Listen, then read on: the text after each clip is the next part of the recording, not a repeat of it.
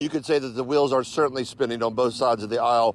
Both parties taking a look at the events of the weekend and how it applies to voters going into this election.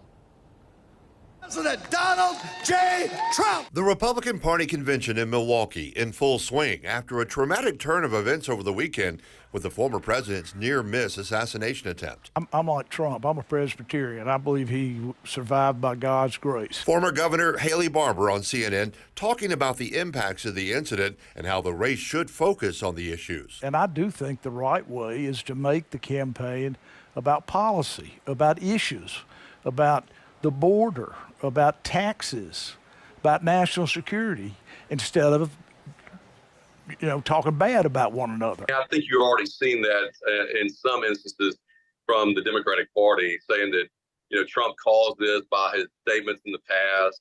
But what I'd like to do is for both parties to come together and put that aside. Let's talk about substance. Let's talk about policy, and let's see who has a better vision for America. We know these candidates pretty intimately, and I think a lot of voters understand who they're voting for. And I do think that is to the Biden's campaign advantage. Mississippi Democratic Chairperson Sheck Taylor says the conversation should shift past the events of the weekend and back to tangible issues for voters.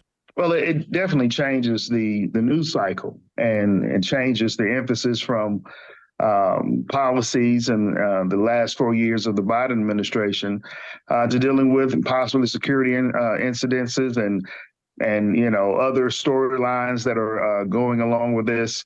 So it will detract from the overall information that should be given to voters at this point about policies. But by no means do I think that this will be a bump in the polls towards the end of the election cycle.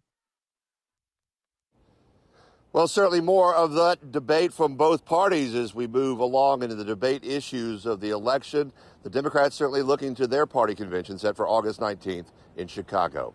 We're live tonight at the state capitol. Scott Simmons, 16, WAPT News.